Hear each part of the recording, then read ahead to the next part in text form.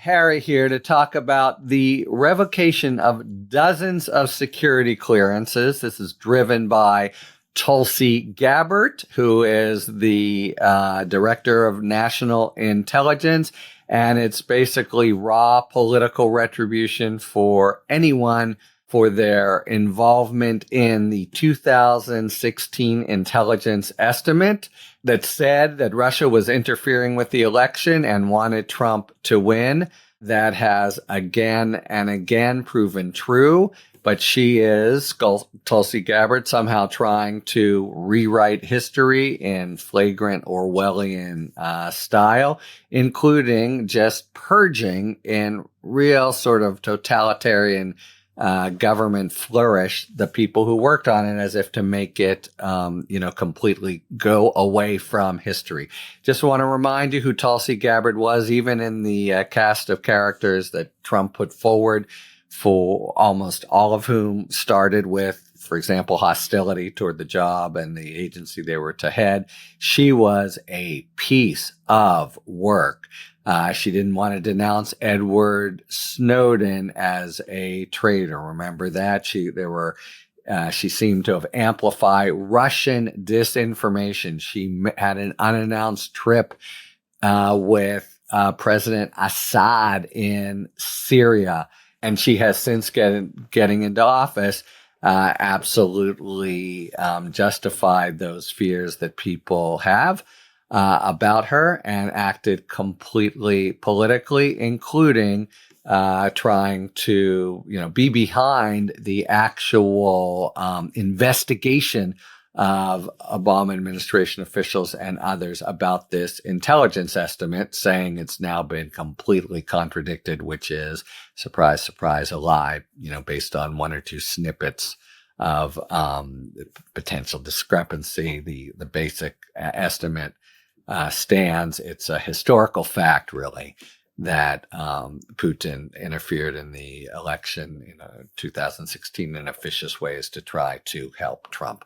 Okay, so her latest, she revokes now the security clearances of 37 current and former national security officials. And, Orwell, in that it's not only false, but perfectly contradictory, because it takes what they're doing and ascribes it to the honest brokers who populated the intelligence agencies until Trump and Gabbard came to town. So she is looking at the people.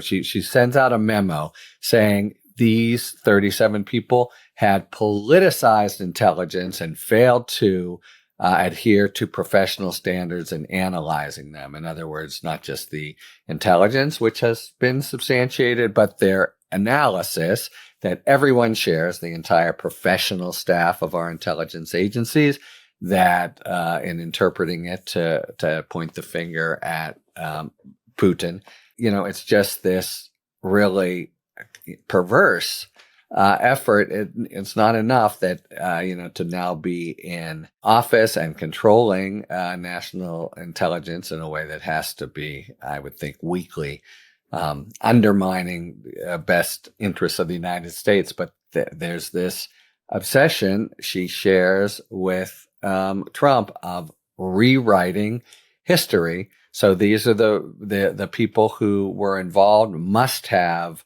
politicized things to do it to make it look bad for Trump, and must have made mistakes in analyzing intelligence. Why?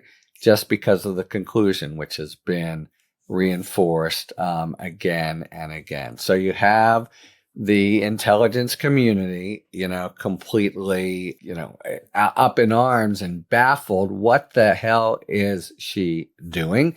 And by the way, there are reason that former officials continue to have security clearance, right? They know a lot, and their knowledge base can be really important to U.S. security interests.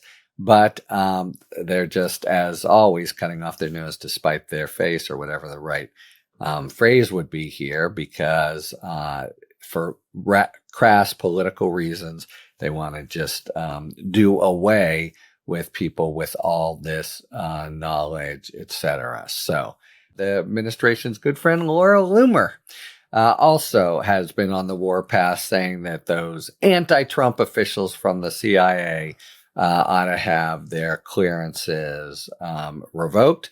What did they do wrong? They signed a letter in 2019 saying that the allegations regarding Trump's dealings with Ukraine were serious enough to merit the impeachment proceedings. So that is in the minds of the, that was their true. It was part of the political impeachment process, but definitely part of their sober role as knowing what the damage to U.S. security interests from the whole debacle with Zelensky back then entailed, and that's what gave rise to the first impeachment. Anyway, 37 people, they don't get any kind of warning. One member actually of the community, his clearance wasn't revoked, but he said it's like a drive-by shooting.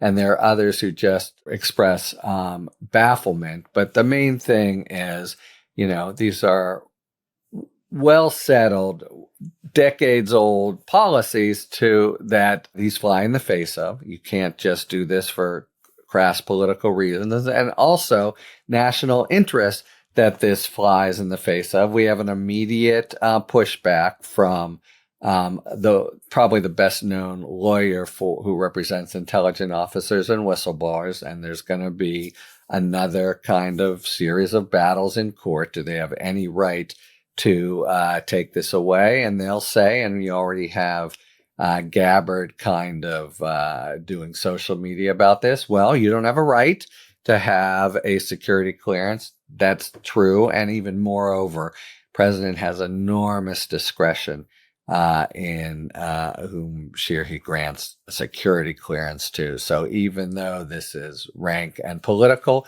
it may well stand up.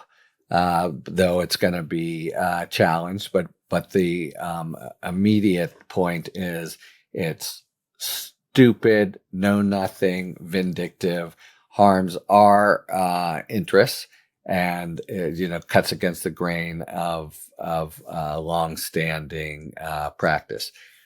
It's in an area that with such discretion that he may well get away with it. So we for now put it in the category of what a self-defeating, thoughtless administration that's harming us sort of all around the world, our reputation, our ability to fight our adversaries and the like. All those goals are now through the prism of, are they good for Trump politically? Or even more than that, we want to rewrite history. So should we take these, decapitate these folks because it could somehow help in that effort? What a ludicrous reason to conduct, foreign policy, national intelligence, and the like. But that's where we are in Trump's America. Talk to you later. Thanks for tuning in. If you enjoyed this video and other Talking Feds content, please take a second to like and subscribe. Talk to you later.